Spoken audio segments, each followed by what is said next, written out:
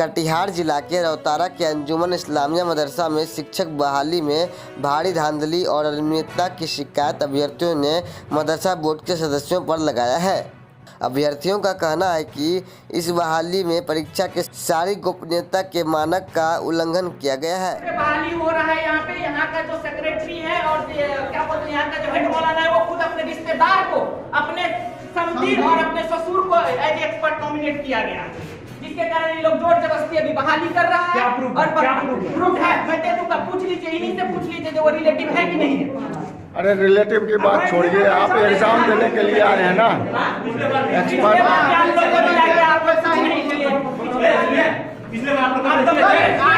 सदर सेक्रेटरी को जाकर हेड मौलवी का, हेड मास्टर जो होता है, हेड मौलवी जो होता है, वो कहा सेक्रेटरी को जाकर पूछिए वो क्यों नहीं दिखा रहा है, दिखाएगा कि नहीं देखा वही जानता है। तो ठीक है भाई। फिर दूसरा रोज फिर फोन किए, मीटिंग फलाता रखा था, तो हम उस रोज हमको टाइम नहीं है, हम 24 को मीटिंग में रखिए, तो हम रखेंगे। 24 को मैंने फोन किया हेड मौलवी को, बोला आज कोई मीटिंग नहीं है। तो सिलेक्शन कमेटी बोर्ड कैसे बना लिया आप लोग? तो हम लोग बना लिया ग्रामीण लेकर के। ग्रामीण ने कहा सदर को छोड़िए, हम लोग बना लेंगे। तो ठीक है, ऐसा अगर रूल है बिना सदर का, बिना अध्यक्ष का बहाली करने का, तो कर लीजिए भाई, हम उसमें सहमत नहीं है, मिली भगत हम सहमत नहीं है।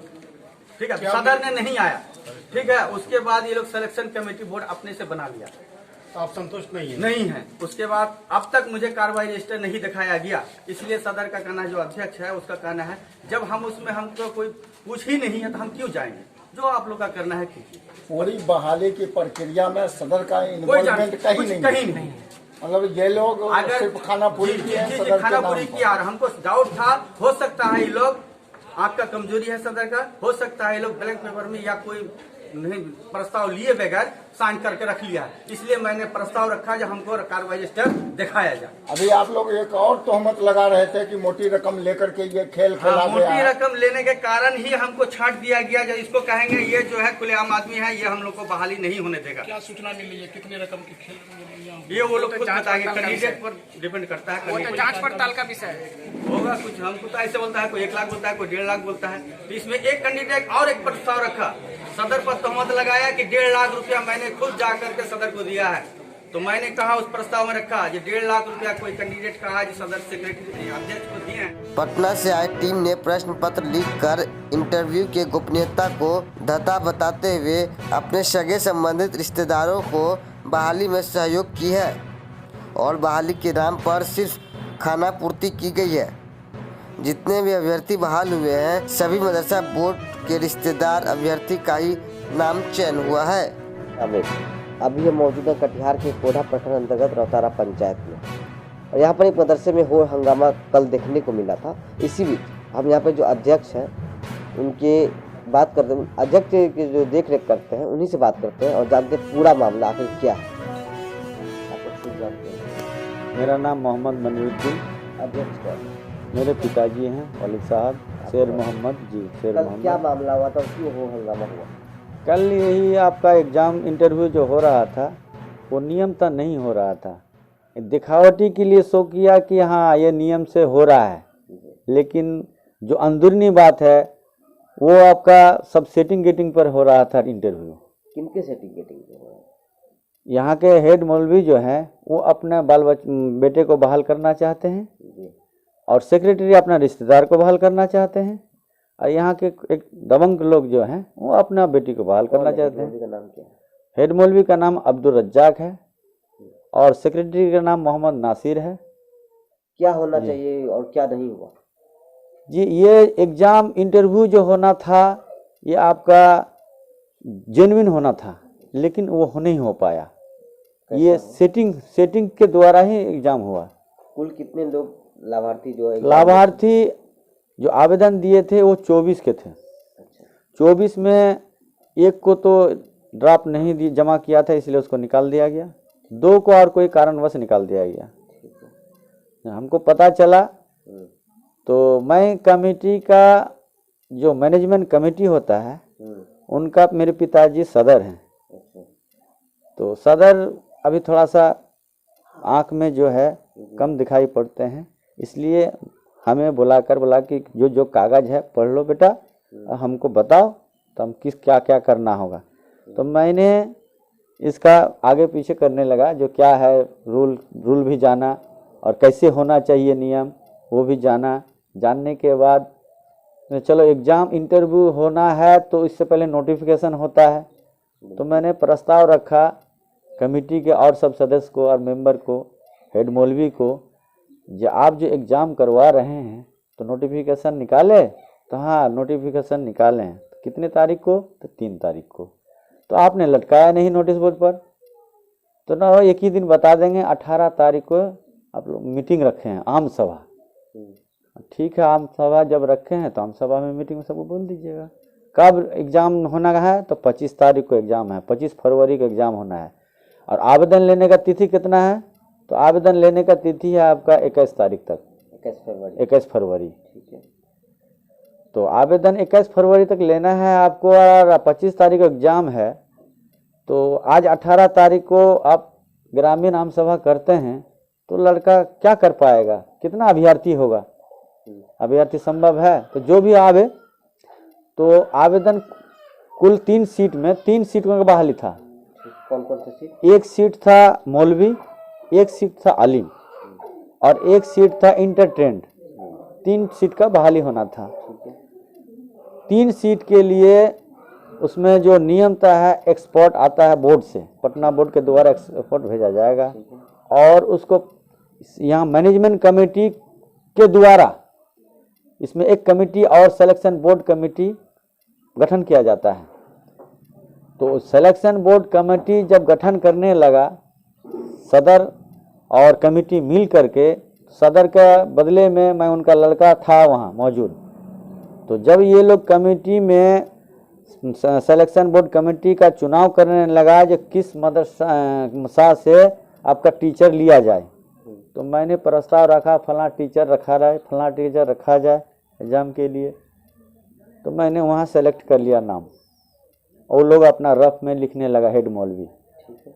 और लिखते ही हेड मौलवी ने अपना सेल फोन पर कैंडिडेट को बता देता है, रफ बनाते बनाते कैंडिडेट को बता देता है कि फलां पद के लिए फलां आदमी को सिलेक्शन बोर्ड कमेटी का मेंबर चुना गया। मेरे कान में जो सेल फोन से बात कर रहा था मेरे कान में आ गया। तो मैंने कहा ये भाई क्या बात है आप लोग, ये तो गुप्त वाली बात है, आप क्यों कैंडिडेट को बता रहे हैं?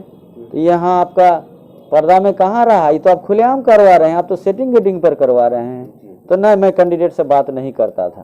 तो किससे बात करते थे आप? आप जब बोलते हैं कैंडिडेट से बात नहीं करते थे, किसी गैर आदमी से बात करते हैं तो उसका नाम क्यों आया? तो फलां पद के लिए फलां आदमी को, तो इससे साबित होता है कि आप कैंडिडेट से बात करते हैं।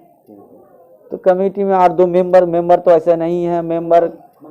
मेंबर जो है इस कमेटी में कुल 8 थे, उसमें 2 मेंबर मर गए और 2 तो टीचर हैं, 4 हो गया, और 1 सेक्रेटरी और 1 अध्यक्ष, 6 हो गया। 2 मेंबर तो 2 मेंबर में आपका जो है बचा कितना? 2 ही मेंबर। 2 मेंबर एक्सपायर कर चुके हैं, 2 ही मेंबर बचा। 2 ही मेंबर में यहाँ गठन करा कमेटी का कितना होगा? सब वो लोग आपस में पैसा खा करके मिला हुआ है। तो हम उसमें विरोध किए जो भाई आप क्यों बता दिए, इसका मतलब आपका सेटिंग है। इसका आवेदन आप लिखित किनको दिया? नहीं, इनका आवेदन हम नहीं लिख दे। ये एग्जाम में ये आपका बात है, तारीख था आपका 8 मार्च। 8 मार्च को सिलेक्शन बोर्ड कमेटी बनाया गया है। उसमें उस तारीख हम बात बता, एग्जाम से पहला रोज जो बोर्ड के द्वारा जो आदेश है उस आदेश के अनुसार सिलेक्शन बोर्ड कमेटी बनाया जाता है। तो उसी दिन का हम बता रहे हैं, उसी डेट का। तो उस डेट को हमने उसको विरोध किया जो आप क्यों बता दिए कैंडिडेट को? तो मैं नहीं बताया, कैंडिडेट नहीं था। तो हम सेल फोन दीजिए, आपका नंबर हम पहले ट्राई करेंगे। बोला नहीं, सेल फोन नहीं दीजिएगा। हमने न दीजिए, हमको सस्पेंशन हो रहा है जब आप बात कर रहे हैं। आप ऐसे हम तो कान में आवाज़ आया है लेकिन आप बता नहीं रहे हैं, लेकिन आपका सस्पेंशन है मेरा जो आप कैंडिडेट से बात किया। नंबर दीजिए, मोबाइल दीजिए। आप मोबाइल नहीं दिया तो और सेक्रेटरी और सब लाए, गलती हो गया छोड़ दीजिए, गलती हो गया छोड़ दीजिए। हम छोड़ेंगे क्या है? आप उन लोग को आवेदन चिट्ठी दीजिएगा, दरखास्त दीजिएगा, आमंत्रण कीजिएगा, निमंत्रण दीजिएगा, जहाँ फलना हमारे मदरसा आइए, आपको एक्सपर्ट चुना गया है। और चुनते चुनते आप कैंडिडेट को बता दे रहे हैं। ये कहाँ का एग्जाम? हम इसमें नहीं हैं, हम इससे बाहर हैं। आप आम जनता से आप रिक्वेस्ट करके फिर एग्जाम 25 तारीख को हंगामा हुआ, कैंसिल हुआ, फिर आप दोबारा 9 तारीख को डेट रखे और लोगों से सहमति जताए जो हम निष्पक्ष एग्जाम करवाएंगे, तो मैंने फिर इसमें सहमति जता दी। 24 तारीख को मैंने आवेदन दिया था खिलाफ में। तो मैं बोर्ड में भी दिया था, बिहार मदरसा बोर्ड को, और डीएम को भी दिया था 24 तारीख को जी। 24 में क्या दिया था आपने? ये लोग अपना अपना सेटिंग गेटिंग पर बहाली कर रहा है, अपना कुछ दबंग लोग जो ग्रामीण है उसके कहने पर वो अपना बहाली करना चाहता है, और सेक्रेटरी अपना रिश्तेदार को बहाली करना चाहता है, और हेड मौलवी जो है वो अपना लड़का को बहाल करना चाहता है। तिथि क्या थी और कब हुई? एग्जामिनेशन की तिथि बाद में जो लिया गया 25 के अलावे वो आपको 9 तारीख को रखा गया। तो 9 तारीख के लिए सिलेक्शन बोर्ड कमेटी हम लोग 8 को बना रहे थे, तो सिलेक्शन बोर्ड कमेटी बनाते बनाते इन्फॉर्मेशन कर देता है कैंडिडेट को, तो मैंने उसे विरोध किया, मैं वहां से चला गया। अब आप उसमें हम शामिल नहीं हैं। अब जब हम अभी चाहिए इसमें जांच हो, मैं तो चाहता हूं इसमें जांच हो और गहरी तरह से इसका जांच हो, क्योंकि जितना भी आपका है एक्सपोर्ट जो भेजा गया वो आपका कैंडिडेट का ससुर है। जो यहाँ का हेड मौलवी है उनका समधी को बुलाया गया, जो आप एक्सपोर्ट आपको चुना गया है, अब भेजा गया है पटना बोर्ड से, तो पटना बोर्ड को तो पता नहीं है इसका रिलेशन कौन है, ये लोग अपने मन से नाम डलवा के तब लाया गया है। दोनों लाया, 2 एक्सपोर्ट आया था पटना बोर्ड से, वो दोनों ये यहाँ के हेड मौलवी का समधी है, और हेड मौलवी का लड़का जो है यहाँ कैंडिडेट है। आपको क्या लगता है वो पटना से उनको नहीं भेजा गया था? जो पटना से भेजा गया, मंजूरी वहाँ से लेटर लाया गया है जी, उनके नाम का, जो उनके नाम का, लेकिन उनको तो पता नहीं है ना है जो आप किसको हम भेज रहे हैं, ये लोग तो नाम डाला होगा ना, तब ना उनको दिया। सिर्फ इन्होंने नाम का बता जी जी जी, उस नाम से लेटर इशू किया है, जबकि इसके विरोध में मैं 5 तारीख को बोर्ड में पूरा ग्रामीण जनता का आवेदन दे के आया हूँ, मैं वहाँ पटना रिसीव करा करके, जिसकी कॉपी मेरे पास है। मेरा नाम मोहम्मद मनीरुद्दीन। और सर ये जो है सिलेक्शन बोर्ड कमेटी बनने के बाद एग्ज़ाम जो भी हुआ, एग्ज़ाम सही ढंग से होना चाहिए था, वो भी नहीं हुआ। क्वेश्चन आपका बना के लाया घर से, क्वेश्चन वायरल किया था, क्वेश्चन घर से बना के लाया, और कैंडिडेट को कहा दिया गया कि जो अपना सेटिंग है कैंडिडेट, जो ऐसा क्वेश्चन पूछेंगे इसका आंसर देना है, बना के लाया, जबकि वो रूल नहीं है। यहाँ मदरसा में बैठ के क्वेश्चन बनाया जाता है, जो रूल है। और उसके बाद कॉपी, इस एग्जाम होने के साथ साथ आपको कॉपी जांचना होगा, रिजल्ट आउट करना होगा, आपको अभ्यर्थी को बताना होगा, वो कुछ नहीं हुआ।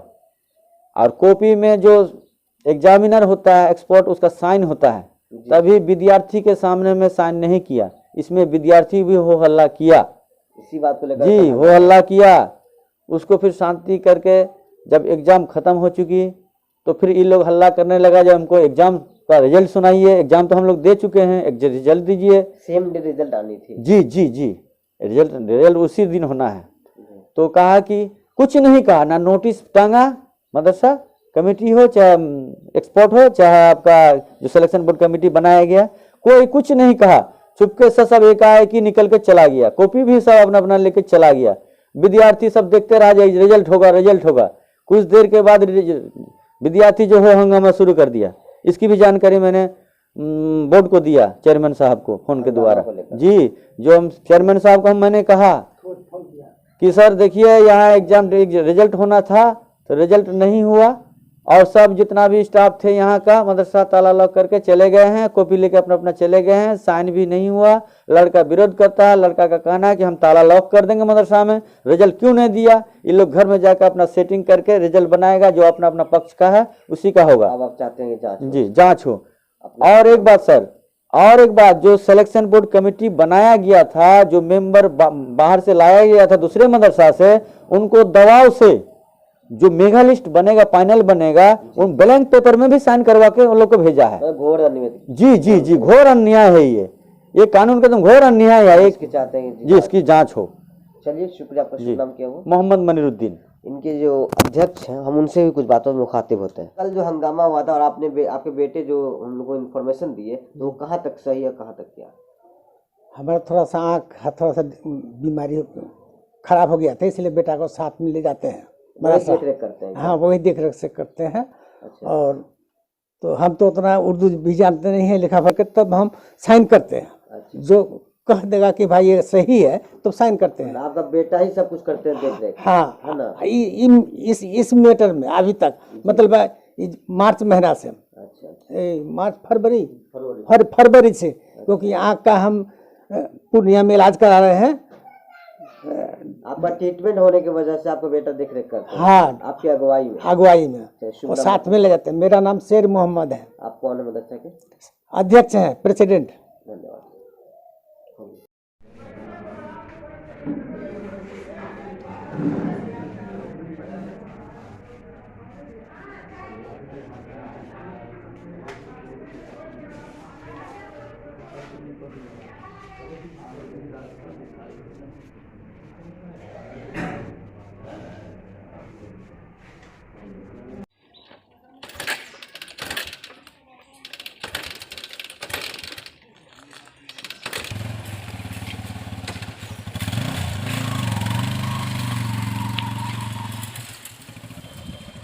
अच्छा, मदरसा चाचा मदरसा अंजुमन इस्लामिया रोहतरा, कहाँ पर? ये रोहतरा कटिहार जिला में। कटिहार में। यहाँ कल जो एग्जामिनेशन हुआ था उसमें हंगामा देखने को मिला था, क्या था, क्यों हुआ था हंगामा? हंगामा ग्रामीण की तरफ से नहीं था, वो हमारे सदर साहब जो मास्टर शेर मोहम्मद साहब हैं, उन्हीं के दो नाती यहाँ अप्लाई किया है जी और सदर साहब पहले से ही प्रेस डाल रहे थे कमेटी पर कि हमारा दो नाती का होना चाहिए जी और हमारा दामाद के द्वारा ही फाइल का काम करवाएंगे। जी। तो उसमें हम लोग मुत्तफिक नहीं हुए अच्छा कि नहीं किसी को इख्तस करके खास करके ये सब बात नहीं होगी। जी। इसी में कमेटी में दरार आया और सदर साहब जो है हम लोगों के साथ मीटिंग में आने से इनकार कर दिया। ये पहले जो एग्जामिनेशन हुआ था उस बीच भी हल्ला गुल्ला होने के कारण एग्जामिनेशन को स्थगित कर दी गई थी। हाँ, इससे पहले यही लोग हमारे सदर साहब के पक्ष के लोग हाँ, ये हल्ला गुल्ला करके इसको स्थगित कर दिया गया। उन्होंने जो जांच की मांग की है इस पर आप क्या कहेंगे? वह स्वतंत्र है, जांच करवा सकता है। हम लोग तो बिल्कुल सही ढंग से करवा रहे हैं। आरोप है कि कुछ मिली भगत के हिसाब से आप कोई लोग। मिली भगत नहीं होती है इसमें। अपना शुभ नाम बताइए। अब्दुल रज़्ज़ाक।